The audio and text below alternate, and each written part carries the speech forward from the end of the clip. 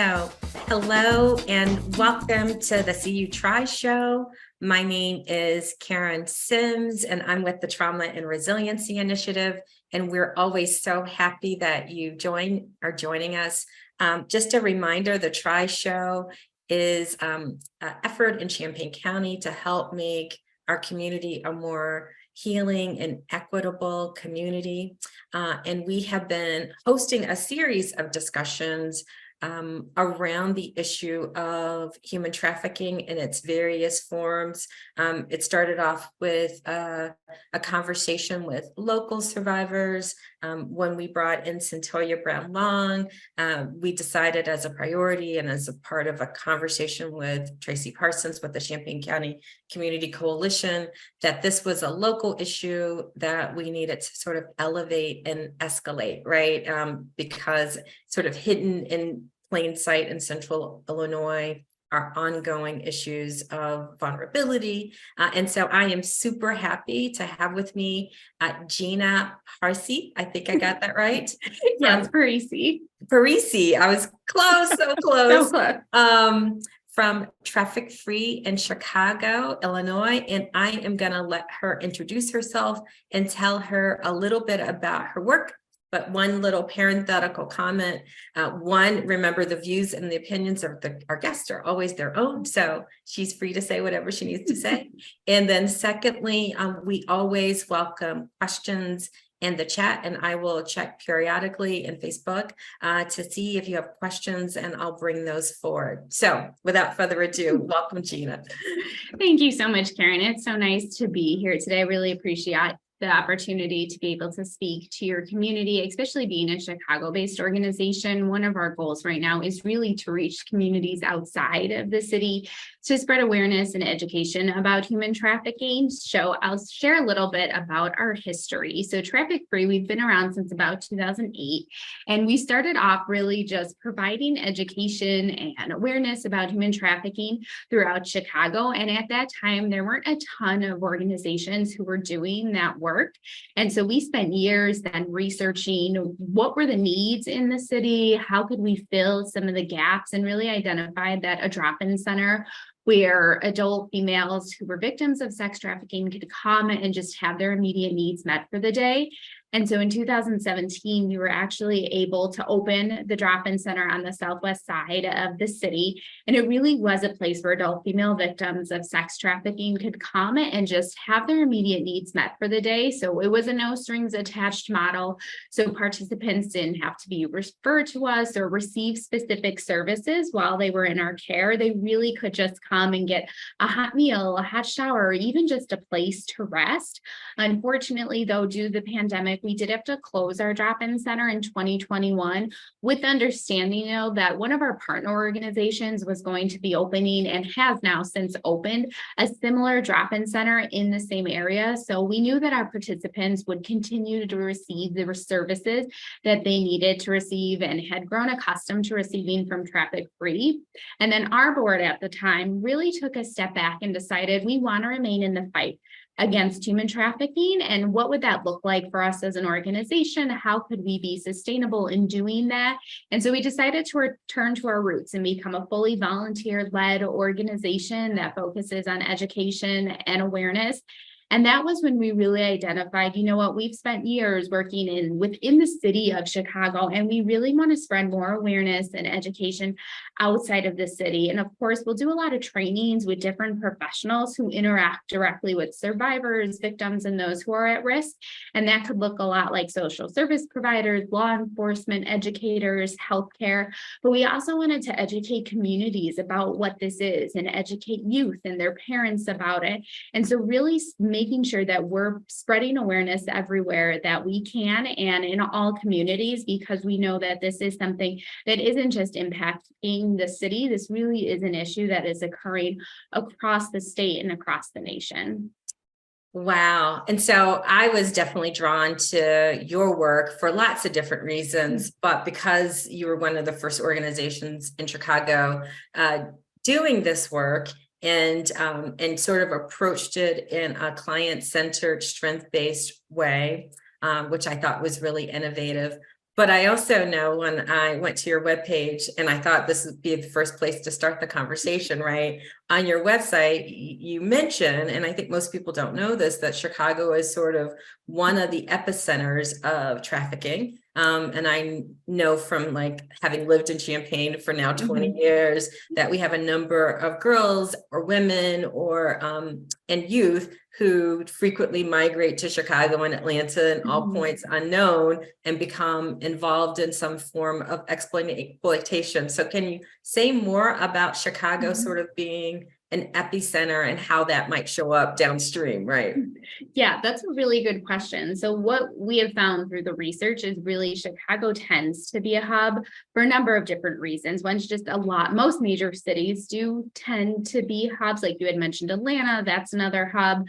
But it does have a lot to do just with our airport. We have, O'Hare is huge. And so a lot of times that's how people are being brought into the city, or just our highway, the way the highway systems are built. I know 294 between here and Milwaukee is a huge transport center. So a lot of traffickers will use that to move victims. And along with 90 going into, I think it's Indianapolis. And so there's just so many ways. It's easy access in and out of Chicago, and it's so big. And so that's what they've really found is just based on location and logistics that it does make it a hub. And of course, there's so many other variables at play. We understand trafficking really to be a systemic issue. So of course, we always tell people we want to be paying attention to all the variables that are contributing to this problem. I think it could be so easy to say it's just based on location and logistics, which definitely play a huge role in that. But also it has to do with all these systemic issues like race and gender and just economics and education. And so making sure we're paying attention to those variables. And obviously, as most people know Chicago, it is very segregated and divided, the education system. It just varies across the city based on your zip code. And so all of those variables then impact what happens in those communities. And trafficking definitely, unfortunately, is one of the symptoms of the systemic issues. I'm going to ask you to say more about that, right? So, because again, I think that is an issue that impacts every single community, but can you talk about some of those structural barriers or variables? Because I know during COVID, people started getting introduced to this concept of social determinants of health. And I think some people got it and some people might struggle. But there are a variety of different social, cultural, and environmental variables that kind of contribute or amplify it. Can you say more about some of those variables? Yeah, that's a really good question. I'll try and condense and put in like a high level term because we can get very in depth into that. But pretty much what happens in a trafficking situation, maybe if I explain that first, if that's okay. Yes, Karen? Please do. Yeah, okay. That would be great. So what we find a lot of times with human trafficking, when I say human trafficking, at Traffic Free, we focus on sex trafficking. So I mean sex trafficking. And so a common myth is that victims are just kidnapped and then thrown into human trafficking. And although that occurs, it is incredibly rare. Typically what happens is victims will go through what is known as a recruitment process and a grooming process, because traffickers are really playing into the vulnerabilities of their victims. They know exactly what to look for. And so unfortunately, a lot of those vulnerabilities do have to do with someone's age. We know the average entry age is about 12 to 14, although I slow down, because I think people don't know that, right? Yeah. So, I mean, because I think it's really important what you said. We haven't had this as a part of our discussion, right? That there's a process. Typically, there's some grooming. So there frequently is relationship building or the illusion of relationship building. It typically starts off with like sometimes rewards and treats and goodies or attention. Exactly. Yes. Okay. Yeah. So keep going. I just want to make sure we slow that down because such an important point, right? If I'm a parent or a caregiver or an educator and a student starts to miss school or they come home with like special treats that are, that we didn't for. Yeah, no, that probably starts to like ask some more questions. Yes, definitely. And I did recently hear so that the average entry age had changed to about 15, 16, but it's still within those adolescent years. And this will all, and we'll tie this back into those structural barriers. But traffickers, they're master manipulators. They know just what to do and say to get someone to trust them and then to obey them. And so they know the vulnerabilities to look at. And so they know the vulnerable communities and they know the vulnerable situations and the vulnerable people, which is why youth are targeted, just because youth in general, just where they're at developmentally, emotionally, leaves them vulnerable. But we also find homeless youth are trafficked at incredibly high rates. And because traffickers know homeless youth are vulnerable, they're looking for security. They're looking for the basic necessities of life, food, shelter, clothing.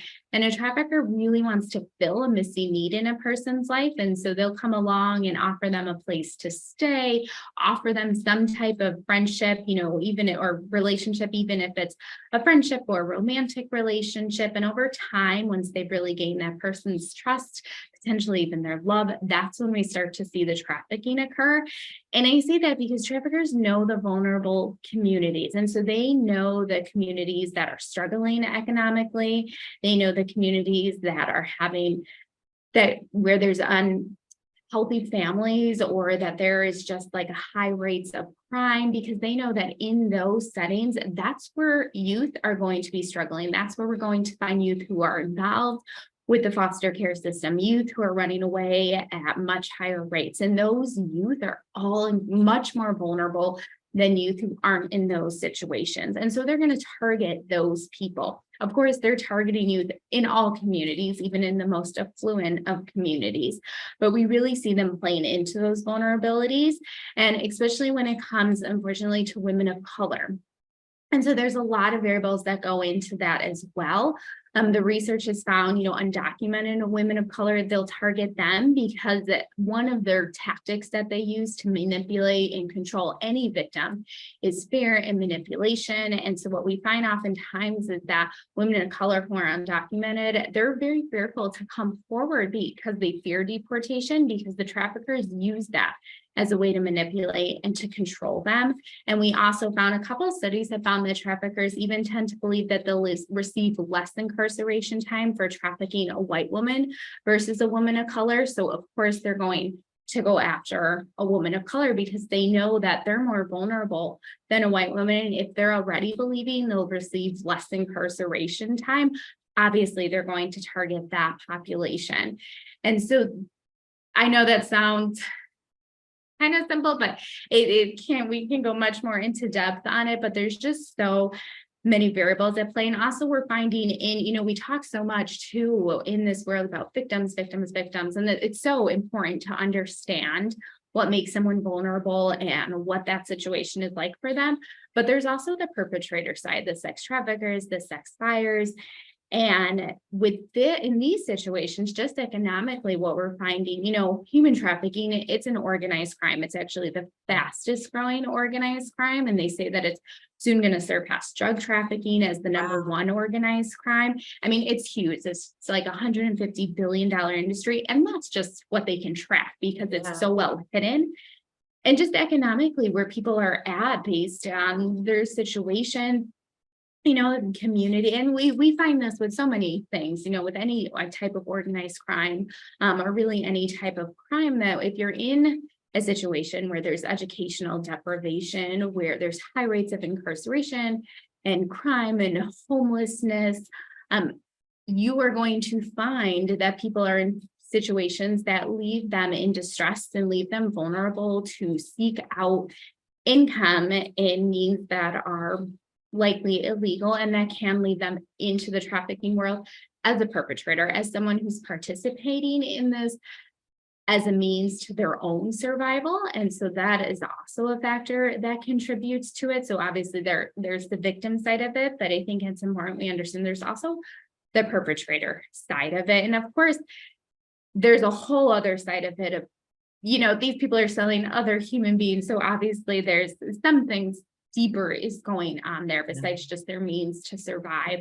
But that is also something we find, or even victims, once they do get out of trafficking, and they may be out for a long period of time, or they were children who were trafficked, but we see them returning maybe to trafficking, to sex work, as a means to survive, and we'll refer to that as survival sex. And again, that can go back to a lot of variables, but that can be deeply rooted again in all of these factors that we're talking about: the communities that they live in, the support groups that they have, the education that they've received, the services that they're provided after they're taken out of trafficking.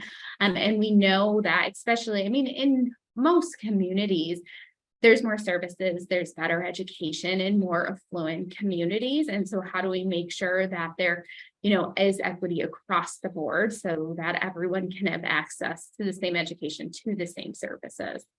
Yeah. Boy, Gina, you said a lot. So I'm gonna I'm so sorry, Karen. No, it's so good and so rich, but I want to make sure, that we sort of are unpacking this. So one of the things that you said that I think is super powerful is to remind folks that vulnerability in some ways creates more vulnerability. And so, in our community, we talk a lot about community adversity. And, when we think about like adverse childhood experiences in adverse community environments, sort of, we're this constant balance between risk and protective factors, and the fewer protective factors, the more vulnerability factors that you have. And when you maybe have experienced sexual violence or sexual abuse or family violence or structural violence, those are all of the kind of vulnerabilities that land in people, and that in some ways change maybe my relationship with my body or my community. And as you said, people who have figured out, and this is age old, been in existence for forever, but how to exploit those vulnerabilities and take advantage and commodify those vulnerabilities, have found a way to do that. And unfortunately, I'm not going to be an old person, but unfortunately, we have music and videos and a culture that is actually pretty elevated the exploitation of girls and women and, vulnerable people, right, who've commodified sex and have actually said, like, there's, like being a pimp is actually a good thing, right? Yeah. And then I love the fact that you articulated where, and this has been my own lived experience, where drugs are sold, people are being sold, they tend to go hand in hand. And I know any community that's been impacted by gun violence has human trafficking, right? It's just sort of built into the culture. It's built into the fabric for so many different reasons. Either I'm buying and selling drugs and I'm doing adaptive behavior to use drugs, or I'm the commodity, or a whole bunch of things that happen as a part of it. And so for people in communities that go, oh, not in my backyard, if there's any drug selling, there is some version of human trafficking. So I think that is really powerful. I also thought, and I'm gonna ask you more questions about this, you mentioned that we don't talk a lot about both the people who are involved in trafficking, right? But also the people who are buying services, right? We're talking sex service, sex trafficking. There's a whole other industry. And it seems like there are not a lot of consequences for that part of the industry. Do you feel like that contributes? Like there's sometimes, to me, an economic disparity in that too? Like the people who are buying might economically be different than the people who are. Yeah, it's a good question. I do want to say, no, I can't, my answers may get a bit long-winded, so I apologize. No. I love it. It's so very, I should have said at the beginning, human trafficking is a very complex issue, and there's so many variables at play. So there's so much that we can talk about today. So Karen, I think you're doing a great job of diving into it and asking questions. I appreciate it. But in terms of sex buyers or traffickers, the first victims, and the legal ramifications, is that kind of your question, what the difference is? Yeah, it's a good question. What we have found is a lot of times sex buyers tend to be male, obviously, I think, and most victims are female. And they've also found that most sex buyers come from more affluent communities and tend to be very different than just kind of different race, different ethnicity. Again, they come from different communities than the victims. Not all. We see this, obviously. There's no defined demographic when it comes to any of this, a victim, a perpetrator. But I would say in terms legally, it's incredibly difficult to prosecute someone on sex trafficking charges.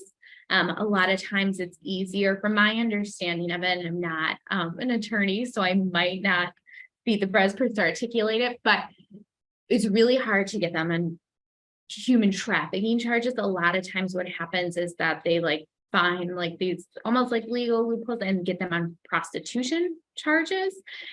And so that is one way. I don't know in terms of the average sentencing for a sex buyer versus sex trafficker. I know it isn't as high or severe as we would like to see. And when it comes to victims, what used to happen is people, even minors, were being arrested and then they were being charged with prostitution. And so I think it was about 2015, they rewrote the laws to actually better protect minors who are involved in human trafficking. And so now any minor who's involved in any type of sex work will automatically be considered a victim of human trafficking, which is great because that will protect them, that will provide them with services. When they are brought into care, it will automatically open up an investigation for them. And so that will really better protect them. Unfortunately, there's really limited protections for adults who are being trafficked. And oftentimes, and I think I mentioned this before, what we find is children who are trafficked, they may return to sex work or trafficking as a way to survive when they're older, or just because of the severe impact, or it's just a natural progression. If someone starts to be trafficked when they're 16, they're still being trafficked when they're 18. Those laws no longer protect them. So we really would like to see better laws to protect adults who are being trafficked, but also better laws that will press charges, prosecute not just the sex traffickers, the sex buyers, but also the brothels, the places where this is taking place. And there's actually a great bill that's trying to get passed in the state of Illinois. It's the equality model, and it would provide better protection for victims and survivors. And it would also provide better, I don't want to say prosecution, but the brothels would hold the sex buyers and traffickers more accountable. It would just be easier to hold them accountable through this model. And so I know that there's a lot of effort being done to push that forward. Wow. So I want to make sure we allow time to talk about some of the sort of legal things that are happening. So one of the things that you mentioned that, again, I sort of have experienced in my own life and journey in this work is that it becomes really hard sometimes for girls, women, or individuals who've been, exploited commercially.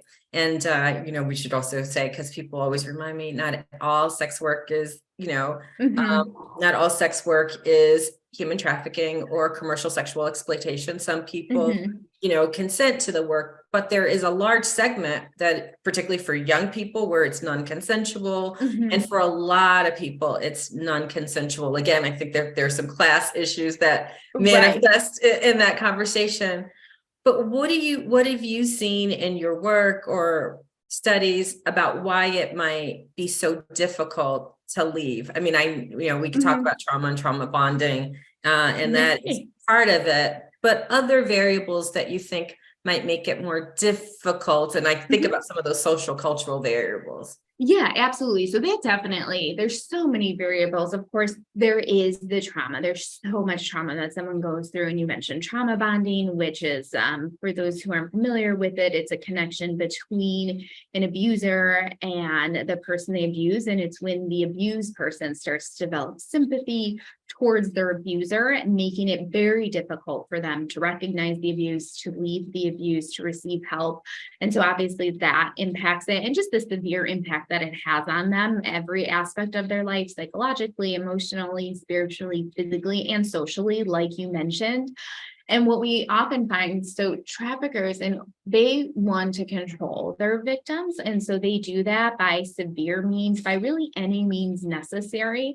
And so these people are often experiencing severe physical abuse. They're being threatened and manipulated. A lot of times they're told if they try and leave, that they'll be killed or hurt, that their family will be killed or hurt. I mean, they will go as far as to hurt, their family members, friends, pets. I've heard stories of victims, getting a call from their trafficker and they shoot their pet on the phone while they're on the phone with them, just to make a point that they will stop at nothing to make sure that this person is controlled. And even if they do try and escape, it's similar to how I was explained when I first entered into this work. It's similar to almost like a gang. Like when someone tries to leave, like they will find you and make sure that you stay within this world.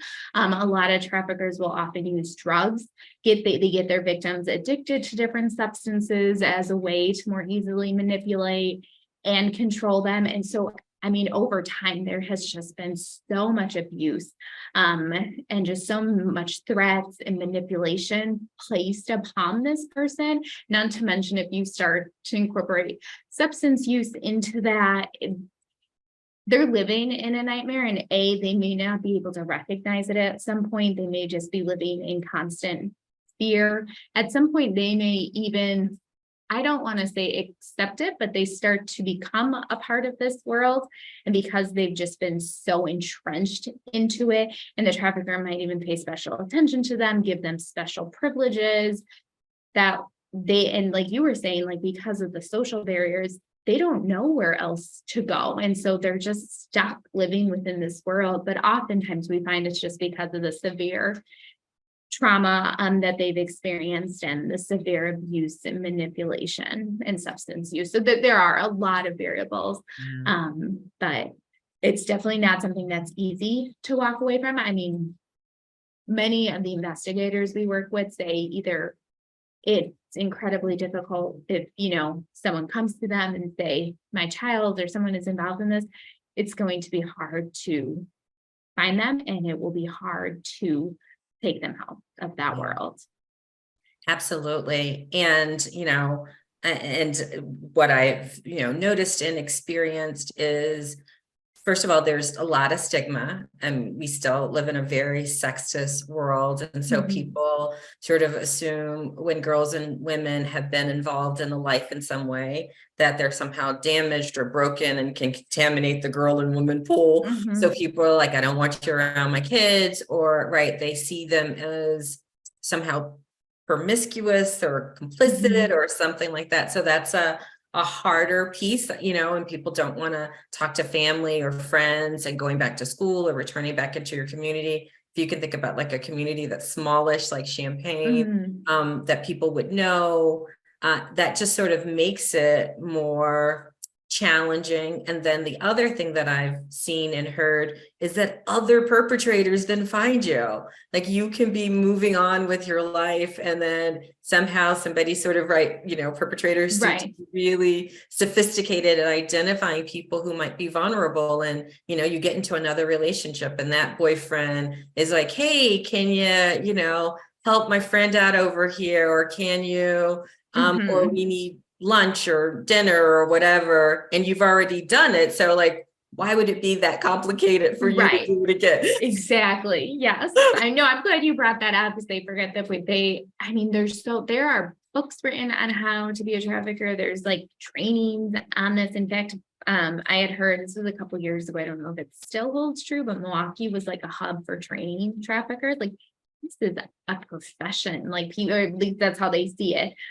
So you're right, they absolutely can bounce around from one trafficker to another.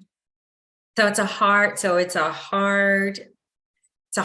thing to experience. It's a hard thing to return from. So you mentioned when you used to do a drop-in center, one of the things that you said that you did was sort of no rules, no conditions, come as you are. Is that sort of the best strategy? Because again, before we do that, we should probably spend some time. If you're a family member looking for signs and symptoms, let's do that. And then I'll come back to then how do we help people sort of lead the life who choose to, and what are supports? But let's talk about signs and symptoms. So Yeah. again, so if I'm a teacher or Mhm. an after school program or a parent, what should I be looking for? Yeah, that's a really good question. So I can kind of run through a list of some of the top indicators that we always share with people that we would look for when we enter a drop-in center. And so one of the main things you can really pay attention to is someone's story. And this may be a little different if you know them personally, but I think it still holds true. If you talk to someone, really asking them about their story, or if you're more familiar with them, ask them what's been going on with you, and they have an either very well rehearsed story or a very inconsistent story, that may be a sign, likely because many traffickers will tell their victims a story they should share if they're ever approached. So their story doesn't sound genuine. It does sound well rehearsed. But on the other hand, if they haven't been told a story to share, their story likely sounds very scattered, because they're probably trying to cover up what's really going on. And then some other things to look out for is just pay attention to their comings and goings. Are they frequently absent or tardy from work or from school? Are they working long or unusual hours? If you have a child who is, living in your home, really pay attention to their comings and going. Are they in their room at night? We find some people who are trafficked and still living at home, they have to disappear, run away, sneak out at night, and then the trafficking will occur, and then they'll come home.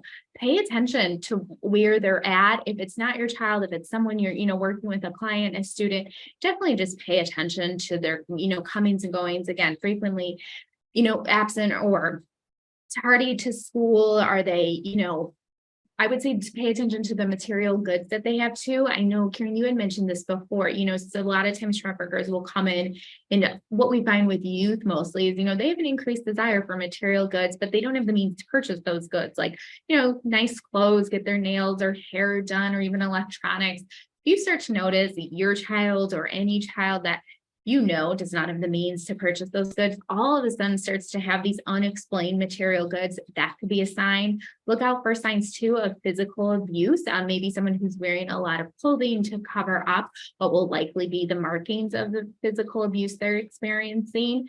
You can pay attention to someone too if they're constantly on their phone or keeping their phone hidden, or they appear to be monitored by someone else. And that could be someone, the same person is constantly picking them up from school or is constantly texting them. And you'll know the difference between, a safe person who's always picking this child up versus someone who just is not a safe person and appears to just be monitoring them very closely. You could look out for signs of branding. Many traffickers will brand their victims with tattoos or with jewelry. You can also pay attention to their IDs, their license, ID, passport, any type of identification. Do they have it on them? Do they have access to it? Because many traffickers will confiscate the IDs of their victims. And I know, Karen, you've mentioned a couple of times the life, which is slang for the life in trafficking. It's what a lot of victims will use. So pay attention to the verbiage that they're using. Are they referring to a boyfriend as things like daddy? Are they referring to things like a squad or the life?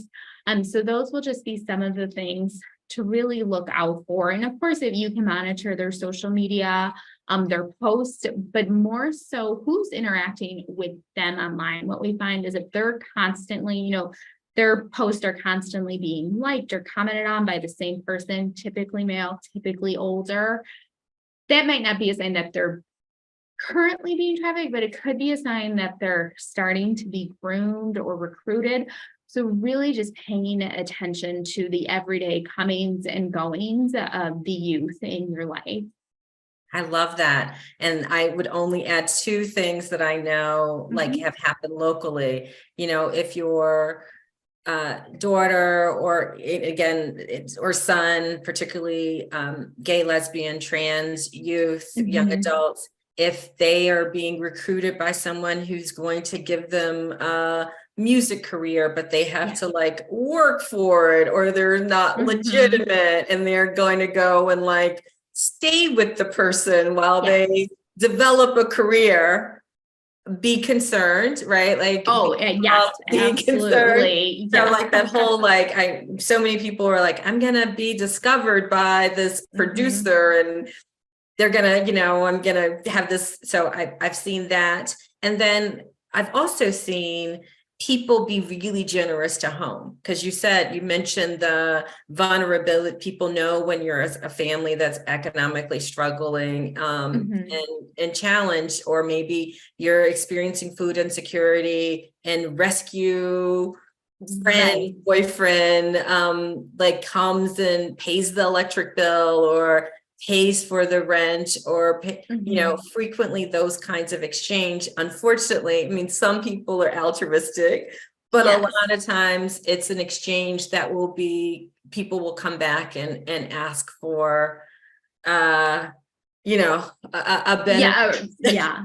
And No, that you're can right. happen. Yeah. And that can Mhm. happen with strangers, or people, but I've also seen it, unfortunately, locally, because I came to Champaign working at our sexual assault Mhm. center. It could also happen with family. So again, if you've got a family member who kiddos don't want to spend a lot of time with, but who's constantly, when kids come back, they're disengaged or disconnected, or maybe more quiet, or not wanting to go to school, be curious, right? We don't know, Yes. but sometimes families could also be complicit in this process. Yes. No, I'm so glad you brought that up, Karen. I think in the work that we've done, we talk so much about like trafficking when it is occurring outside of the home. And so the trafficker typically is someone but it's someone that has engaged with you in a friendship or romantic capacity. But there are families, we see this, especially within like the DCFS world, because it's typically minors who, yes, a parent, an uncle, any type of relative is trafficking someone. And this goes along with any type of sexual abuse, even if it's not trafficking, like know your kids. So know, to what Karen was saying, if they appear disengaged, are they acting out? Are they being moody? Are they not interested in the things that they once were interested in? And this, I'm talking about little ones to teenagers. Like, I think we're so quick to just assume that, my child's just having a bad day, or, oh, they're just cranky. And then to almost like dismiss it or be frustrated with their kids. Like, because of that, which I understand, like I have nephews who are 10 and 8 and a niece who's 4. So like kids are a lot and they bring a lot of big emotions with them every day. But engage with them, try and understand, like if your kid starts to act different, if they start to have very odd, but they're wetting the bed and they didn't used to do this, they're getting poor grades in school, they didn't used to do this, they don't want to do that sport or activity that they used to do, they don't want to see that family member, they start to get really anxious when they have to go to a certain person's house, they're having nightmares, like, oh, don't dismiss that as just normal kid things. Sometimes there's something so much deeper. And if you engage with your kid and really figure out what's going on with them, that can be so helpful. Or even taking a proactive approach and talking with them about this stuff, which I know can be so uncomfortable, especially when they're little. And there is a way to do it that's age appropriate, letting them know about the dangers, but letting them know you're a safe person, you're in their corner, and that they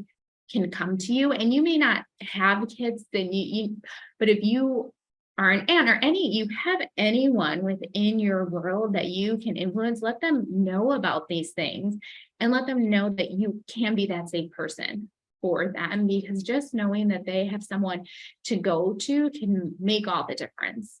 Yeah. So that's a perfect segue, because I said, so how do people leave, and what works, and what should, providers and schools and communities do Mhm. to help with that process? Yeah, these are all really good questions. We always say, so it is a complicated process, and I think we talked about that. It's really hard for someone to recognize what's going on with them. Even as a child, they just don't have words for it. Even as an adolescent or an adult, they might not have the verbiage for it, or just because of trauma bonding, be able to leave that situation. But I would say if you do start to notice indicators in someone, or even if there's a couple ways you can engage with them. And so we always say, like, before you really do anything, if you do want to like get a better understanding of what someone's story is, engage with them Mm. and make sure you're in a safe space. And what I mean by that is that they're not in the presence of their trafficker, who you think is their trafficker. So typically when you're alone and in a safe place, and this could be like in the classroom with just the two of you and their phone's not nearby, or in a hospital room, wherever it is that you know it's very safe and that they're going to be able to talk to you freely, and then start to engage with them. You don't want to directly ask, are you being trafficked? Are you being sold for sex? They might not have an answer or have the verbiage for you, but they likely won't engage with you if you just come out and directly ask them. So you want to ask them questions that will just give you a better understanding of what their situation is. So you can ask them things like, who has your ID? Has your employer threatened you? Where do you sleep? Things like that, or will just give you a better understanding of what their situation is. Have you been asked to do anything that you don't want to do? And these questions, again, they might not answer those even, but it at least will help build a little bit of foundation with them. And so they'll likely engage with you more. And then if you do really identify this person's being trafficked, or they disclose to you that it's happening, there are a couple of steps you can take. So if you're working with a minor, the first thing you do have to do, because of the way the laws are written, is you will have to contact DCFS and law enforcement to get an open case going. And at that point, they'll take over the case and get an active investigation going and provide the child with the necessary services. When you're working with someone who's not a minor, it is a little bit different. Yeah. And I would say those situations can be a little bit more complicated. If you're trying to help someone to escape, the best thing you could do is meet them where they're at and just follow their lead. We always try and say two things. First thing is, see them as the leader in their own life, see them as the leader in their story. So follow their lead. If they're still involved in it and they're not ready, they're not able to leave yet, as difficult as it is, support them in that, but also be encouraging them, have resources and referrals available, and it's not something that you're pushing on them, but it's something like, when you're ready, like, I have these, great programs that you can look into, or just continuing to show up for them, or providing them the food, the shelter, the clothing that they need. And if they are ready to walk away, definitely assist them with that. And that's why those resources and referrals are so important, because you can be able to say, contact this program, or here's this housing, you can get a bed here. And if they do want to take legal action, we really recommend at that point involving law enforcement, so an investigator can open up a case. Working with an investigator who's trained in human trafficking is always really helpful, because they'll just be able to navigate the case better, but also providing this person a victim specialist. And this person knows the legal system inside and out, so they can walk with them through every step. And a lot of times there's organizations and firms who provide this for free. So those are some steps you can take. But if you're working with someone in terms of like, this is happening and you don't know what to do, and you can't, it's almost like your hands are tied because you aren't in a position to take them out. At that point, the best thing you can do is to call some of the hotlines. The National Human Trafficking Hotline, Stop It has a program. They're located in Chicago, but they have a 24-hour hotline, so it's a bit more local. National Human Trafficking Hotline is great as well, but Stop It's a bit more local, even for Champaign, so they can assist. Calling your local law enforcement or your local sheriff's department, they may have like a trafficking unit who can assist. So pulling in those people sometimes helps, and it may not be enough to get that person out, but it may, sometimes we tell people, let law enforcement know, because if you can help start to at least build a case, maybe in support of the victim or against the sex buyer, the sex traffickers. So definitely reaching out to law enforcement, and then any like programs that are available within your area or just the surrounding area. You can contact Traffic Free, and we can at least provide you with some organizations in your community who can assist. So I would say, if you're in a situation where you just don't know what to do, just contact some local resources. And we'll definitely put a link to your website with all of both national and regional resources, which I think is just excellent. So people can check those out. And I probably would also offer that our local domestic violence center. So Yes. Connections is a resource. Our Races, which is our sexual assault center, is a resource. And you hinted at this, but know that when survivors say that it seems complicated, it does. It's sort of like any recovery, right? So there's a shame and guilt cycle. They're often friends. Frequently people are, brought in with their friends or social networks. It's sort of like a game.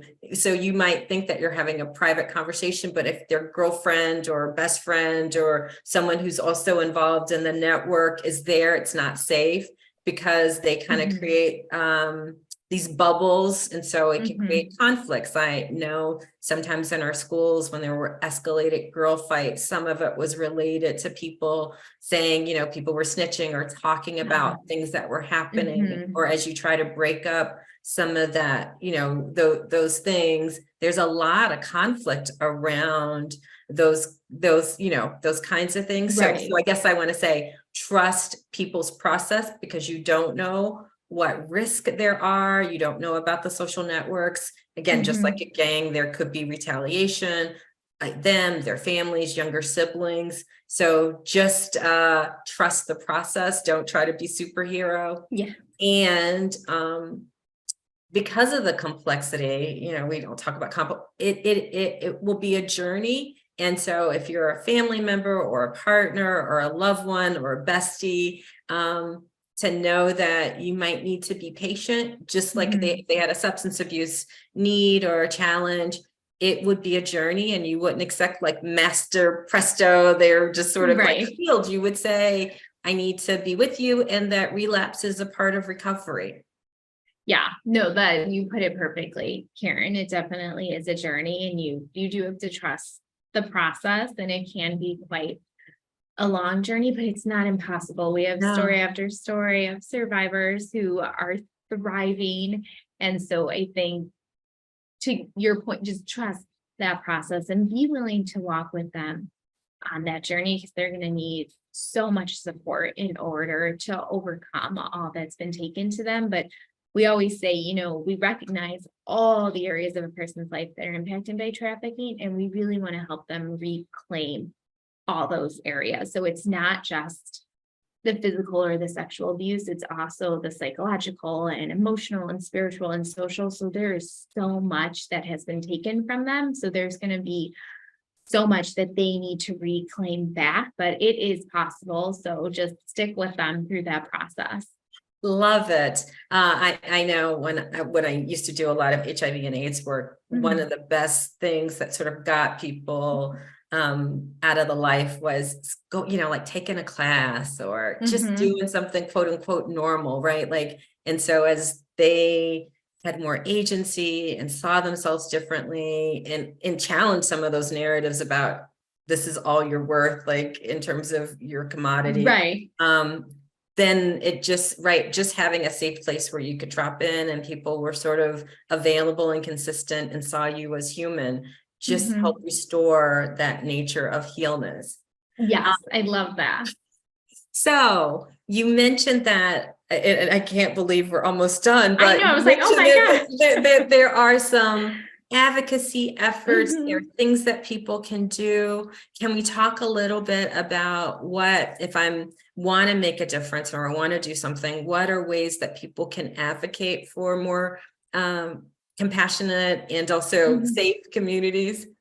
Yes, that is a great question. So I can start just at a very basic level. Advocating for trafficking could look like things we do in our daily life, paying attention to our surroundings. That's going to keep us safe. Paying attention, if something seems off with a client or a student or a kid or your kid's friend, speaking up, calling those hotlines, paying attention to the products we're purchasing, because that will really help reduce labor trafficking. Paying attention to the language we're using, the places we're going. With sex trafficking, oftentimes it can take on different forms, like illicit massages, strip clubs, pornography, and those things can be legitimate or even legal, but they're actually being used as a cover for human trafficking. So pay close attention to where you're going, activities you're participating in. And in terms of like advocacy work, there's actually, so it's called the equality model. And I know I spoke of it before. We're trying to get it pushed. Well, now we are. There's like other organizations are, but we've signed on. Traffic Free has signed on in support of it because it's been implemented in other countries. And I can share the Please, link, Karen, with you if you want to share it with everyone to learn more. And it really just will provide more support for victims and survivors and will make it easier to prosecute sex buyers and traffickers and brothels and to hold them accountable. And it's been implemented in other countries, and they've actually seen a decrease in sex trafficking, in violence against women. And so I think just, calling local reps, state reps, encouraging them to sign on to these bills. You can, I believe on their website, you can sign on in support of it as well. As a resident of Illinois, I think that's available.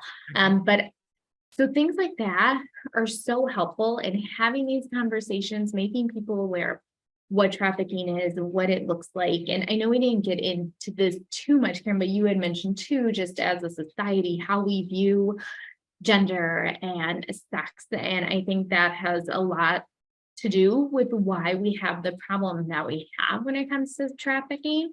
And so the great thing about the equality model is it really takes a stand and makes it known that this is not okay. You cannot purchase another human being. It shows that, because a majority of victims are women, although we see males who are victims of sex trafficking as well. But it really shows too that it's not okay. Women's bodies are not something for someone to purchase. They're not there to be used and abused by others. And so this helps to do that because it shows that we do take this seriously and that we will take severe action against those who are selling and buying, mostly women and girls.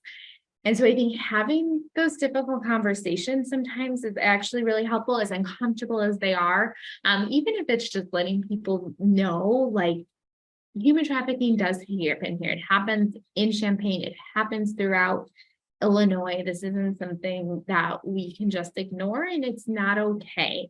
And we always like to say at Traffic Free too, we talked about this earlier, about victims. We talk so much about victims, but how can we prevent people from also becoming perpetrators? Right. The supply side, right? Yes. I mean, the demand side. Yes. We talk a lot about supply and not about demand. Yeah. Yes. So I don't know if that answered your question, but definitely. No. So okay. The Equality Act, you said also sort of thinking about what we do, where we purchase, where we shop, to look for it in terms of signs and symptoms, to speak up, and to also be curious about sort of those social cultural variables. So when you, as you mentioned, you like your language, when you are us and them, or good girls and bad girls, or good people, and all of those things can contribute. And I know for survivors or people, who are impacted by commercial sex trafficking, they hear what people say, and and if they feel like there's stigma and demonization, it makes it harder, because that's one of the things that traffickers use, is say, you can't go home, or I'll post things on social media, or I'll tell everyone that what you did. Sometimes they take pictures, or sometimes they tape you in your worst experiences and threaten to use that as a weapon against you. So no, people hear all of that, and when they overhear those conversations that sound like they're traffickers, then it makes it harder to get home. So that's part of the advocacy. And then I love that if you see something, say something, look for it, meet people where they are, have conversations that are compassionate and gentle, trust people's process. Are all great pieces of wisdom. Is there anything else, if you were speaking hypothetically to a girl or a woman or someone in the community that is being exploited what piece of advice might you offer them? That's a very good question. I would say that you are someone worth saving, and you may not be able to feel that right now, but there are so many people in support of you who want to help you. And when you are ready to take that next step, please know that there are so many resources available for you. And I know you have seen the worst of humanity, but know that there are still people fighting for you and who are willing to show up for you and meet you where you're at. But if you could just remember one thing as you journey through this, is that you are someone worth fighting for and worth saving. And this does not define who you are. This is something that has happened to you.